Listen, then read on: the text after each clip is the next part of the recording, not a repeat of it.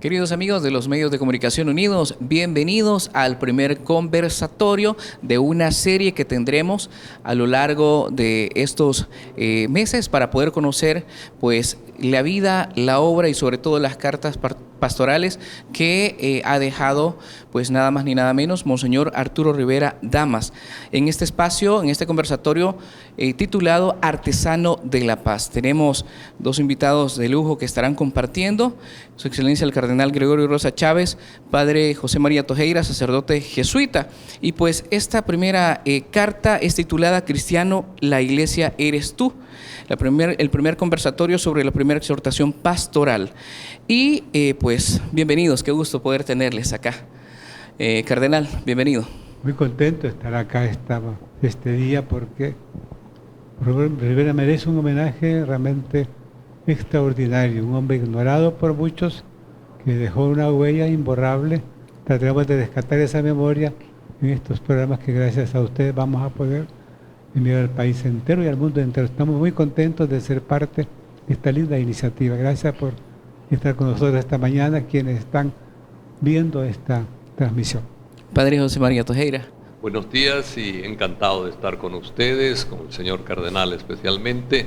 Para mí es una alegría acompañarles porque los recuerdos de Monseñor Rivera son realmente imborrables desde el campo espiritual, cristiano, profundo, ¿verdad? Es decir, que son los mejores recuerdos que uno puede tener como cristiano y como seguidor de Jesucristo, ¿verdad? Porque él fue un ejemplo para todos. Muy bien, pongo en mesa entonces el primer tema a compartir en el conversatorio, que es acerca del contexto de la situación de la Iglesia arquidiocesana. ¿Qué es lo que pasaba? ¿Qué sucedía? Pues yo estoy asombrado de esta carta. El título es engañoso. Dice, cristiano debe ser esto. Este era el tema de la alcancía, de la campaña, y no es eso. Es su visión de iglesia, su utopía de iglesia. Yo me asombré cuando la leí con calma, porque me esperaba otra cosa. Y nunca me dijo, ayúdame con esta carta. La hizo solo. Y es como una especie de carta programática. Me ha asombrado mucho con qué cuidado puso cada afirmación. ¿Qué iglesia encuentra Rivera? Recordemos a Monseñor Chávez. Tuvo aquí 40 años casi como arzobispo. Fue al concilio, las 4 sesiones, Chávez. Fue parte de una comisión que creó Juan 23. Había solo 2 obispos de América Central. Se llamaba Comisión Antepreparatoria del Concilio. Y fueron 2 obispos de aquí, uno fue él. El de una de esas sesiones dijo, esta iglesia se pone en estado de concilio. Eso marcó a Rivera y él tomó esa antorcha a fondo. Esta carta refleja muy bien Rivera con Concilio, Medellín, impresionante. Igual Puebla, así que van a gozar mucho cuando van descubriendo lo que hay en estas pocas páginas de propuesta, de análisis, de diagnóstico. Una iglesia pues que trató de tomar en serio el concilio, que describe aquí Rivera, pero una iglesia en tiempos de guerra. Estamos en el año 84 y habla de eso él acá como una cosa importantísima para entender qué pasa, qué hacer, cómo vivir esta experiencia única para servir a Jesucristo y a la misión de la iglesia. Estoy muy feliz con este documento que, repito, a mí me ha sorprendido mucho. Sí, yo también es un documento que lo considero muy importante porque en el contexto en que se produce significa que la iglesia no estaba muerta, vamos a decirlo así, ¿verdad? Estoy hablando un poco exageradamente porque la iglesia no muere, ¿verdad? Pero había habido el asesinato de Monseñor Romero, había habido un tiempo de administración apostólica, no había todavía un obispo auxiliar y Monseñor tenía la responsabilidad de administrar apostólicamente la arquidiócesis y su propia diócesis, ¿verdad? Pero ya el 83 lo nombran arzobispo y Monseñor Rivera dice, bueno, hay que hacer iglesia y hay que recordar que la iglesia está viva, que la iglesia camina y que la iglesia tiene futuro en El Salvador. Es también importante, si no me equivoco en las fechas, Monseñor me corrige, pero ese año 84, yo creo que después, casi inmediatamente después de esta carta, se produce el primer diálogo entre la guerrilla y el gobierno, con la mediación de Monseñor Rivera y Monseñor Gregorio Rosa. Entonces también un momento fundamental. A Monseñor Gregorio Rosa lo hacen obispo auxiliar para fortalecer la diócesis también un poco antes. Entonces es como el primer paso programático de decir, la iglesia está viva, va a incidir en El Salvador y, aunque no lo dice explícitamente, pero se sobreentiende, va a lograr la paz en El Salvador. Estoy convencido de que Monseñor, cuando escribe esta carta, está ya con el deseo, con la actitud, con la fuerza de decir, esto tiene que terminar y tenemos que vivir como hermanos, ¿verdad? Hay consecuencias también dentro del contexto del compromiso apostólico, y hay consecuencias morales, hay cosas positivas y negativas, y dentro de ello, ¿qué se pueden destacar también dentro de la carta? Antes de eso, es importante ver un poco cómo Rivera es un hombre muy valiente, muy claro en la cuestión social, como un punto clave. Triste porque los laicos están metidos en eso, porque no cambia nada en la historia. Miren cómo están en el país con los políticos. Muchos son gente que va a misa los domingos, porque tiene la capacidad de transformar historias desde el Evangelio. Eso a él le dolía mucho. Aquí aparece muy claramente una opción, porque los laicos toman su papel en la historia. Y eso supone formación y acompañamiento. Estos temas están atravesando toda la carta, una especie de sueño de que sea una iglesia metida como fermento, como sal, como luz en el mundo, y eso nota que falta.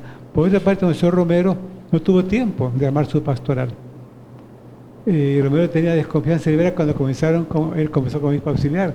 Le tenía un poco de temor, lo veía demasiado progresista. Después fue su gran aliado. Esa parte es interesante, ver los dos pastores como van encontrándose, apoyándose mutuamente, y fue el gran amigo de Rivera, de Romero Rivera, y fueron juntos a Roma a defenderse ante el Vaticano, y fue también Monseñor Ricardo Urioste en el año 78. Esta parte es interesante, cómo se juntan dos pastores tan diferentes en temperamento, en formación, pero con una utopía compartida en una iglesia que es fermento, luz y sal en el mundo.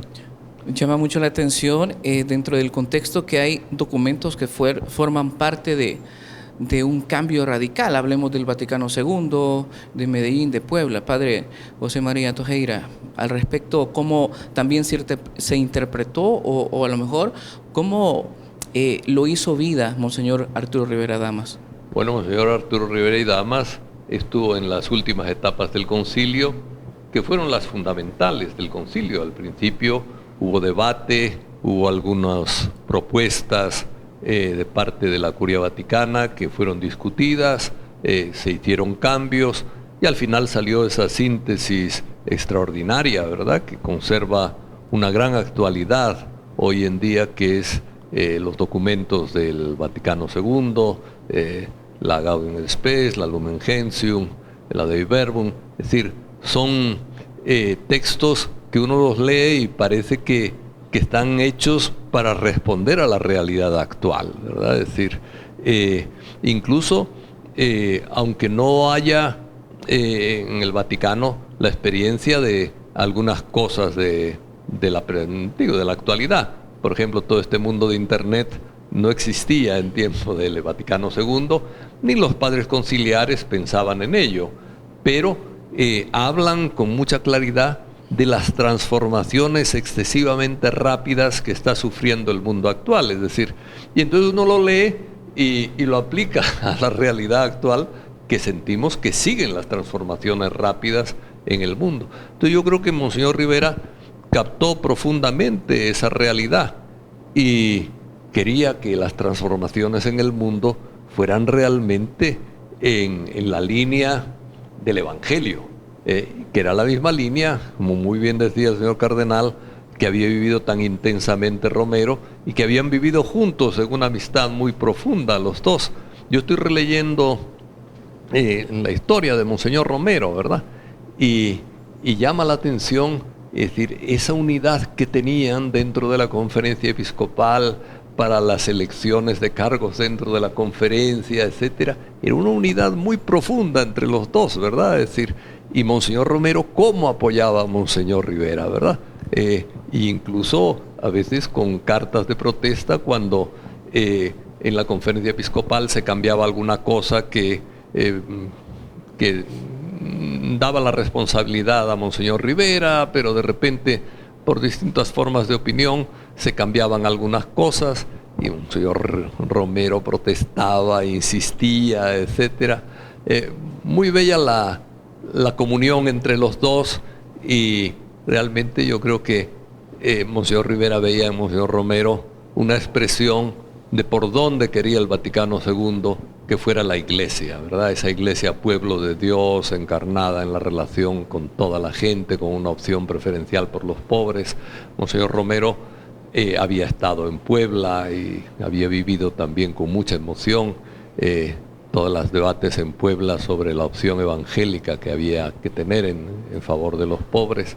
Entonces, yo creo que había una conexión. Monseñor Rivera había estado en Medellín, había una comunión entre los dos especial, ¿verdad? Y yo creo que eso es de los recuerdos más bonitos que uno leyendo y escuchando a veces a Monseñor Rivera tenía en cuenta. Muy bien. Hay una anécdota interesante sobre ese tema de la conferencia episcopal. Aparece en las primeras páginas del diario de Monseñor Romero, cuando hay una votación en la que un obispo vota por sí mismo.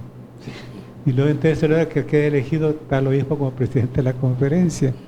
Hay una discusión si es válido que uno vote por sí mismo. Y se consulta a Roma. Rivera dice, yo soy canonista. Y eso no está bien. Entonces van a Roma y después Roma dice, se puede. Total que había una trampa ahí, ¿verdad? Para que quedara un obispo como presidente, que no era el que quería Romero y Rivera. Pero esa unión entre los dos es interesante. Y juntos hicieron una carta pastoral que es sumamente importante, que es la de fe y política. La quinta de Monseñor Romero, que la firma juntamente con Rivera. O sea que fueron dos personas que juntos trabajaron por una iglesia realmente encarnada desde el Evangelio en la historia de un país tan sufrido como El Salvador. Hay un tiempo pues bastante tardío respecto a que sea nombrado Monseñor Arturo Rivera Damas. Hablemos un poco de ello, ¿verdad? ¿Por qué tanto tiempo con sede vacante? ¿Qué pasaba? Voy a responder yo, que se lo conozco con detalle. Cuando se escribe la biografía de Monseñor Rivera Romero, anuncia el escritor cómo tuvo con Roma una especie de orden. Por favor, controlar un poco a Rivera Damas y a Chávez, son demasiado progresistas. La Segunda Anunciatura, él lo cuenta en su retiro del año 70, que le piden que sea como el que esté pendiente, que no vayan a hacer exagerarse las cosas con estos dos obispos demasiado rojos, digamos, ¿verdad? Él entra con temor a Chávez y a temor a Rivera, que eran demasiado avanzados. Juntos son auxiliares. Rivera es del 60, Chávez, Romero es del 70. Poco a poco se van conociendo y se van acercando. Después son grandes amigos. Este punto es interesante porque él después pasa como obispo a San María, Romero primero, Rivera después. Rivera tiene entonces dos cargos cuando muere Romero: obispo allá y aquí administrador apostólico. Él cuenta que eso es una cosa complicada porque está como desmantelada, y aquí él viene por ratos, es obispo de allá. Entonces el Papa lo nombra días antes de venir aquí como primera visita en el año 83, en el mes de marzo. Pero lo nombra ya arzobispo. Eso lo cuenta él con detalle en su diario personal, que no se ha publicado. En otro momento podemos leer esas páginas para darle mucho más de fundamento histórico a estas conversaciones, pero ciertamente él siente que eso que no lo nombraron antes a él como arzobispo debilitó mucho el trabajo de la iglesia arquidiocesana. Y él trató de enderezar eso cuando ya hace esta carta pastoral. Como dice aquí, planteo yo mi propuesta de iglesia ya siendo arzobispo, año 84.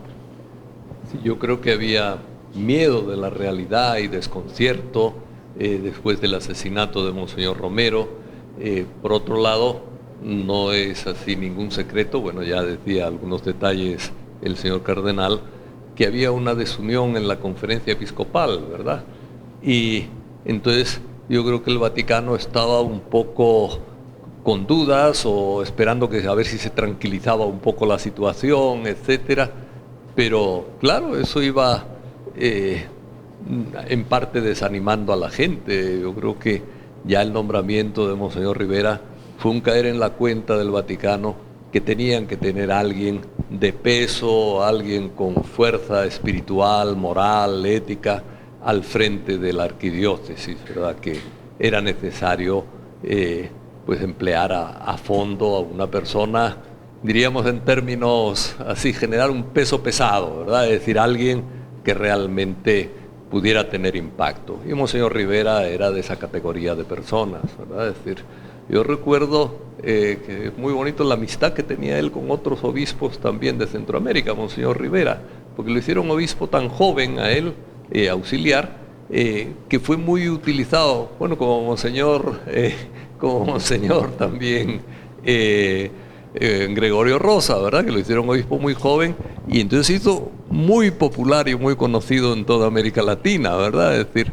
pues, y le pedían pues servicios a Monseñor, me acuerdo que fue jefe, digamos, no sé cómo es el título, pero de la Comisión de Medios de Comunicación de la Conferencia Episcopal Latinoamericana, ¿verdad? Es decir, bueno, yo creo que Monseñor Rivera también participó en Medellín, tuvo algunos puestos de secretario, etcétera, a nivel de diversos obispos, era muy conocido y yo tuve la suerte, ¿verdad? Porque fue una suerte de desayunar un día en Panamá con Monseñor Magras y con Monseñor Rivera, ¿verdad?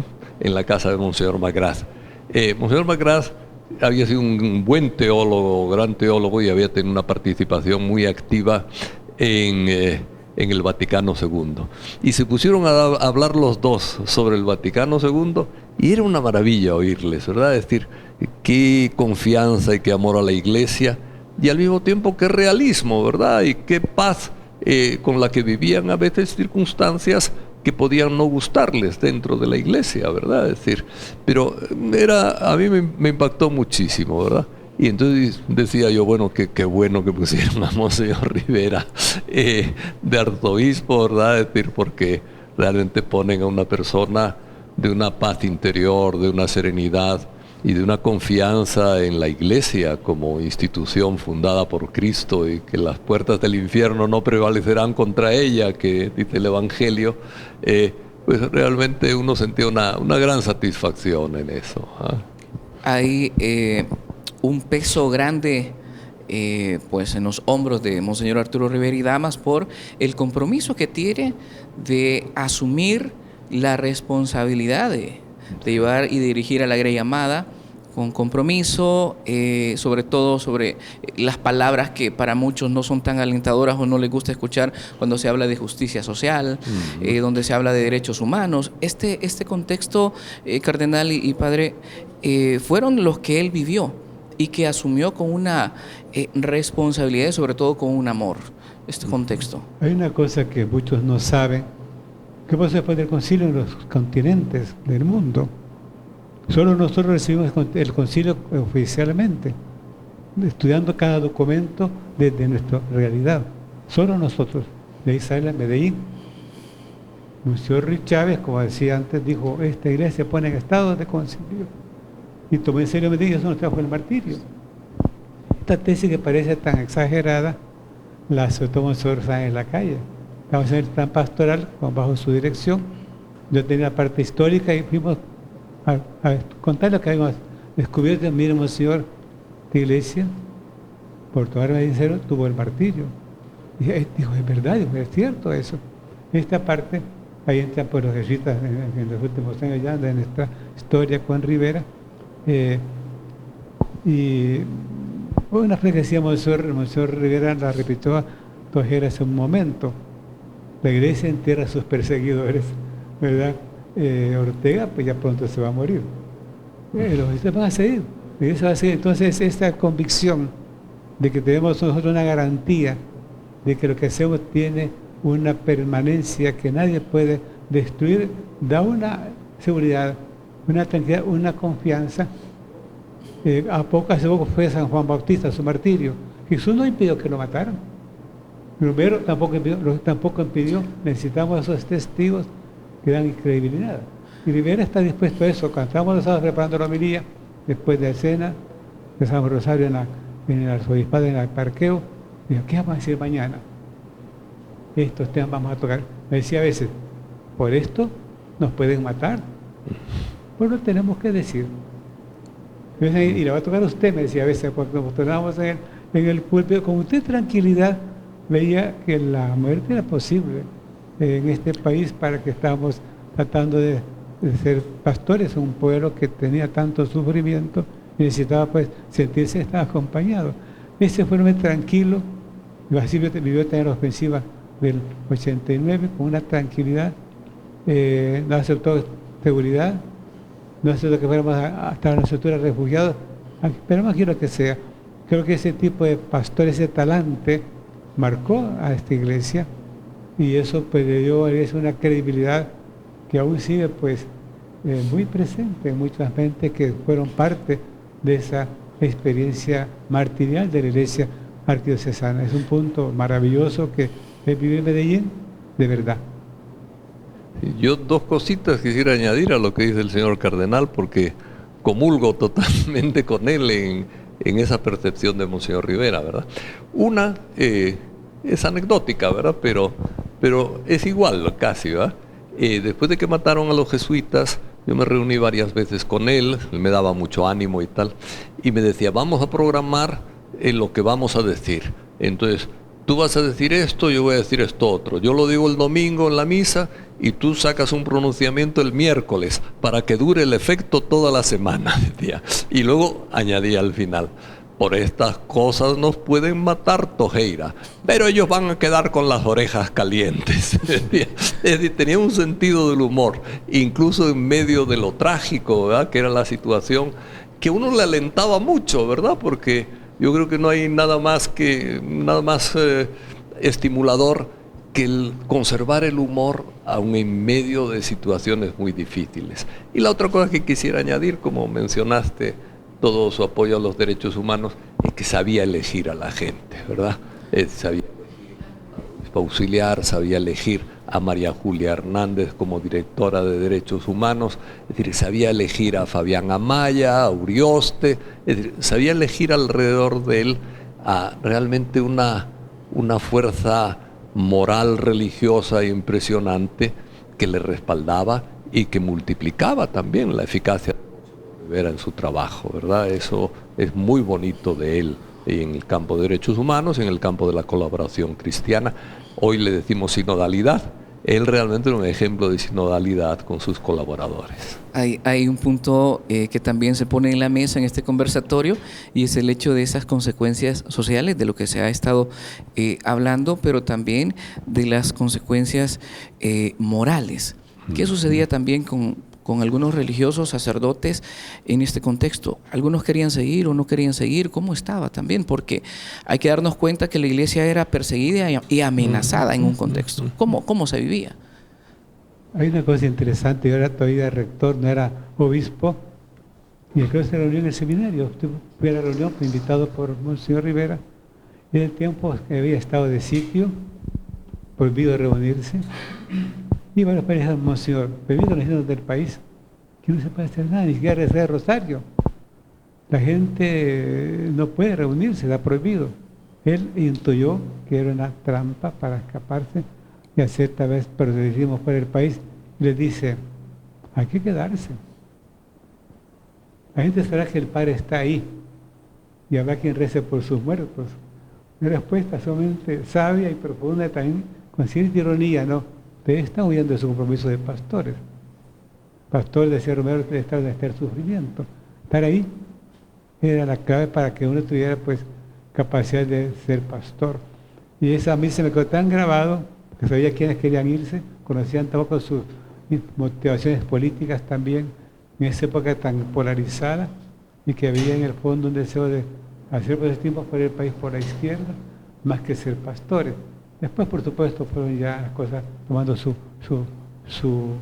lugar adecuado de equilibrio entre la opción política y la opción por por la justicia desde el Evangelio.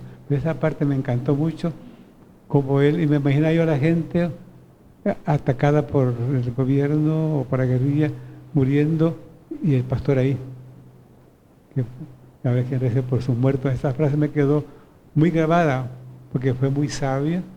Es lo que hacía Jesús, ¿no? Un buen pastor de la vida por sus ovejas. Creo que tiene tantas facetas, Monseñor Rivera, que son tan sabias y tan aleccionadoras y tan inspiradoras. Este año dedicado a él va a ser un buen momento de conocer quién fue este hombre, a quien ha querido mucho borrar de la historia, porque dejó una huella que para muchos todavía sigue siendo muy incómoda, pero es un regalo de Dios para la iglesia y para nuestra iglesia y nuestro país. Sí, yo como señor Rivera, lo que me gusta mucho de él en este campo de la moral es que era un gran canonista, por un lado, pero sabía complementar muy bien el derecho canónico con la ética y con la moral cristiana, ¿verdad? Eso era realmente bonito, porque a veces los canonistas, con perdón de quienes piensen distinto, ¿va? A veces se fijan demasiado en la norma, ¿va? Nada más, pero no miran a la persona. Monseñor Rivera sabía, la norma la conocía perfectamente, era un gran canonista, ¿verdad? Es decir, un hombre del derecho, digamos, del derecho canónico, del derecho de la Iglesia, y un gran defensor, pero al mismo tiempo tenía una mirada muy humana hacia las personas. Entonces esa combinación de humanismo cristiano y derecho canónico a mí me resultaba muy interesante, ¿verdad? Porque, bueno, yo soy de una generación en que a veces los jóvenes éramos rebeldes contra las normas y contra las leyes y cosas de estas, y como señor Rivera se ayudaba a uno realmente a entender lo profundo del derecho de la Iglesia como un servicio evangelizador a la gente, ¿verdad? Porque tenía ese cariz, esa dimensión de cercanía con las personas. Entonces, en los campos de lo moral tenía esa capacidad, ¿verdad? Esa cintura, podríamos decir, de analizar hondas cosas y de contribuir, no solo con el derecho, con la norma, sino también con la palabra, con el consejo evangélico, a que las personas mejoraran, cambiaran, a aprovechar las dimensiones positivas de la persona, aunque en determinado momento pudieran tener algún tipo de problema. En esa línea hay dos anécdotas muy importantes para entender lo que dice el padre Tojeira. En su diario dice: pasé visitando al padre tal, llegaba sin avisar a las parroquias, estar con el sacerdote, y los que estaban amenazados, estaban cuestionados por su moral, los llamaba a su casa y comía con ellos. Es la parte humana, ¿no? El pastor que queda a la oveja que necesita hacer cuidarla. Y un día pasó una cosa simpática, un padre que se llamaba Santos. Él era de Santo de María, de esa diócesis, estaba en un pueblito que se llama Chapeltique, de párroco, y él pasó temprano y quiso visitarlo, y nadie le abría la puerta. Y al final salió en pijama, padre. Le dije que esa noche fui a rescatar un secuestrado al cerro de Guazapa. Pues vine tarde, estoy durmiendo. Y entonces fue simpática ese encuentro, ¿verdad? Y era cierto que era verdad, pero fue penoso para el padre que llegó el obispo y estaba él a las 9 de la mañana todavía en cama, ¿no? Así que, pero era un hombre tan humano que tenía un gran sentido del humor, un gran amigo, disfrutaba con amistad sincera y sencilla, campechana, y eso le permitió a él sobrevivir cosas tan difíciles como la que tocó como arzobispo de aquí, obispo de Santiago de María. La parte humana es maravillosa en Monseñor Rivera, un hombre de confianza, equilibrado, maduro, nada complicado, muy sencillo, muy espontáneo, muy, digamos, auténtico, y eso es una riqueza. Dentro de ello, además le gustaba mucho, recuerda, monseñor, el sacar frases de la sabiduría popular, ¿verdad? Es decir, a mí me hacía mucha gracia porque era una persona tan respetable, tan conocedor del pensamiento de la Iglesia, tan al tanto de la situación mundial, etcétera, un hombre con unas relaciones públicas, digamos, muy importantes, internacionales, todo de un gran respeto, Pero cuando hablaba en confianza con los amigos, decía, bueno, vamos a hablar a calzón quitado.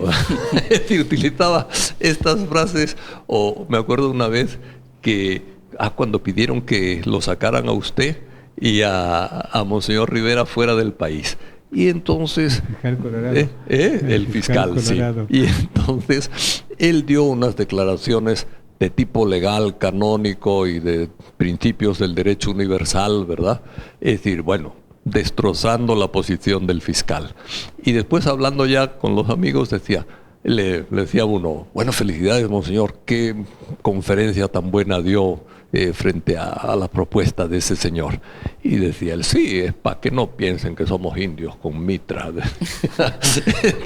Tenía unas salidas realmente simpáticas en el lenguaje, es decir, con los amigos, ¿verdad? Tenía un gran lenguaje, él sabía, por supuesto, era un hombre experto en hablar y en relacionarse, pero en la amistad tenía esa sencillez de la que hablaba el cardenal y se reflejaba en ese gusto por usar la sabiduría popular, ¿verdad? Es decir, hay algo importante que se sigue destacando, dentro de ello es el talante intelectual de él, cómo la aplicación del conocimiento del derecho canónico con la aplicación de estos documentos de la Iglesia forman parte de una vivencia comunitaria y cercana a las personas. Pero dentro de esta responsabilidad que él asume y vivir el Evangelio, siempre hay consecuencias negativas y positivas. Hablemos un poco acerca de estas consecuencias que le acarrean también vivir radicalmente el Evangelio. Ante todo, él era un religioso salesiano. No era formado para ser pastor.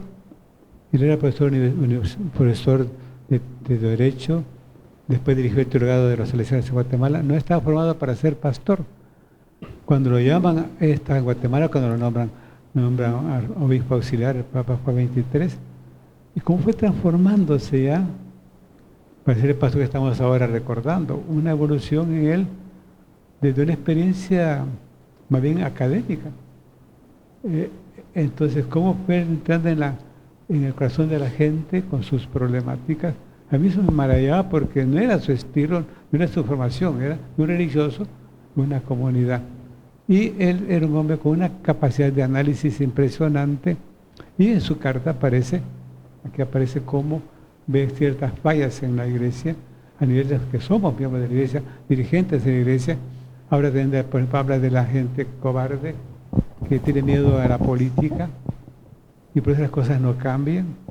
Hay gente que tiene problemas morales siendo un sacerdote o religiosa, hay gente que es indiferente al dolor de la gente. Va a hacer una radiografía de todos los estamentos de la Iglesia y un poco planteando lo que él desea que sea nuestra característica, nuestro rostro como Iglesia, una verdadera conversión pastoral, además de conversión personal y también conversión social. Él creó, y este punto es bien importante decirlo, que no se menciona nunca, la Comisión de la Paz. Era el Vaticano, que eran laicos muy bien preparados, que hablaban en nombre de la Iglesia de temas sociales y políticos. Una comisión que fue de gran altura cuando se creó y que tenía una gran autoridad ante la opinión pública.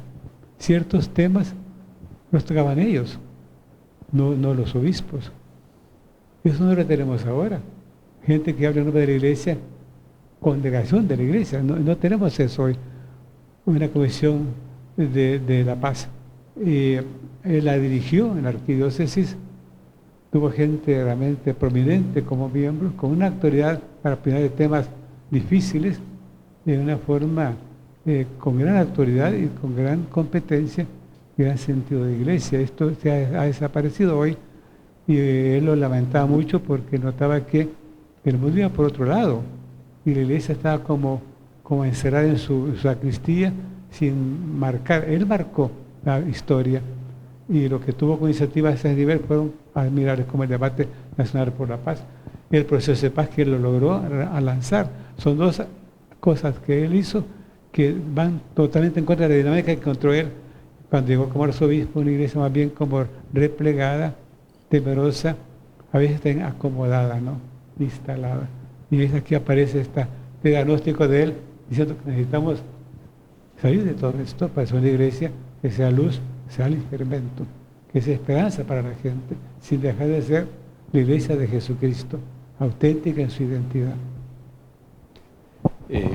Sobre las consecuencias de esa actitud, yo siento que él también tenía su dolor y su sufrimiento, ¿verdad? Y sus momentos de... Pero él sabía, siento yo, superarlo, tenía una gran hondura espiritual, ¿verdad? Es decir, que uno a veces podía pensar que no le afectaban las cosas. Claro que le afectaban, y pues uno cuando se muere del corazón relativamente joven, como se murió él, es decir que había cosas que le afectaban, ¿verdad? Es decir, que le producían estrés, pero él sabía con ese carácter, estilo, con esa fe profunda, superar ese tipo de cosas, ¿verdad? Y luego otro aspecto que yo creo que es muy importante, como dice Monseñor, y a veces no se resalta, es la confianza que tenía en los laicos, ¿verdad? Él había trabajado siempre el tema de los laicos y sentía muy profundamente la necesidad de que los laicos trabajaran activamente en el mundo sociopolítico, ¿verdad? Que contribuyeran a construir el avance, digamos, del reino, ¿verdad? De la ciudad de Dios, de la ciudad luz, ¿verdad? Eso, incoado, dice el Concilio Vaticano II, la Lumen Gentium, incoado por el mismo Jesucristo en la tierra, ¿verdad? Es decir, Jesús empieza a crear la historia del reino de Dios con intensidad en el mundo en que vivimos, y él decía, a los laicos les toca en el campo de la política expresar eso, ¿verdad? Y tenía una enorme confianza en laicos y sabía formar laicos, ¿verdad? Que eso yo creo que es muy importante, y él insistía mucho en la formación de las personas. Pero veo que ya Monseñor tiene un texto ahí seleccionado al respecto, ¿eh? Él escribió una carta cada semana en orientación. Sí. Dedicó una el tema de esta carta pastoral. Y es como una síntesis para que ir concluyendo nuestro diálogo de esta mañana. Dice, sobre la misión evangelizadora. Este tiene fecha 84, la fue publicada, es cortita, va de la fecha. Fue publicada el 5 de febrero del 84. Dice, hace 3 años la Conferencia Episcopal de El Salvador habló de hacer una misión popular en todo el país. Se dejaron oír varias opiniones. Algunos consideraron que una misión era necesaria y oportuna. El pueblo estaba acostumbrado a misiones. Desde las misiones generales del 59 y del 63, que recorrieron todo el país, no había habido más que misiones parciales y locales, y esto muy raras veces. Otros dijeron que era necesaria, pero no oportuna. Estamos en tiempos de guerra, puede haber peligros, quizá no haya posibilidad de atender a los varios actos, etc. En ese entonces se pensaba aceptar el ofrecimiento de la Conferencia Episcopal de México, que en su gesto generoso de colegialidad ofrecía en ayuda a nuestro país destrozado por la guerra. Dificultades surgidas a última hora hicieron que el proyecto se dejara para después sin fijar fecha, y ya no se habló más.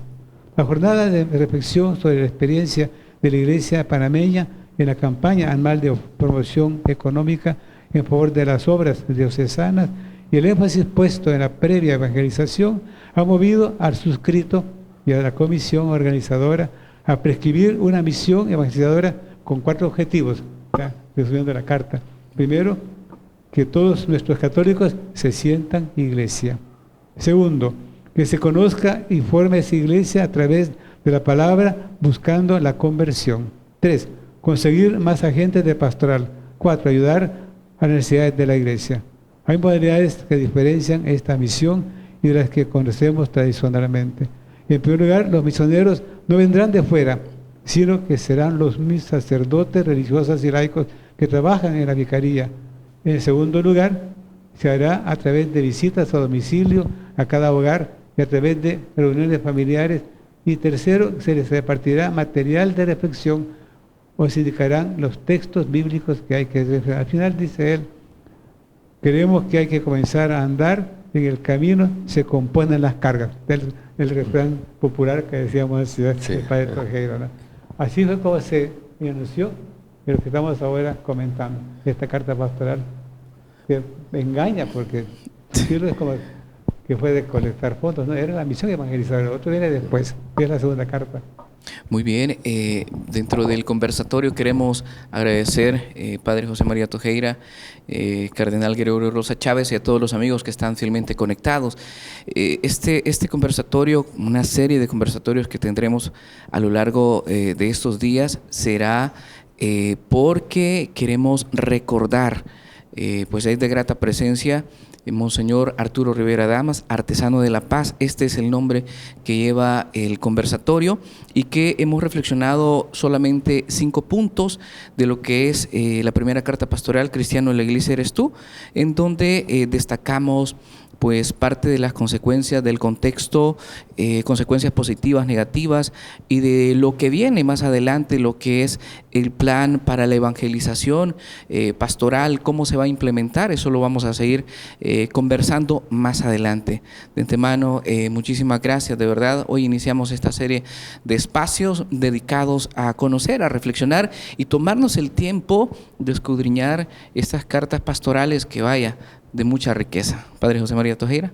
Muchas gracias y una felicidad de estar aquí con ustedes. Cardenal. Un gran abrazo para todos, vale la pena seguir conociendo quién fue este hombre de Dios, hombre también de iglesia y hombre metido en la historia de su país. Nos despedimos, si Dios lo permite, en el próximo conversatorio.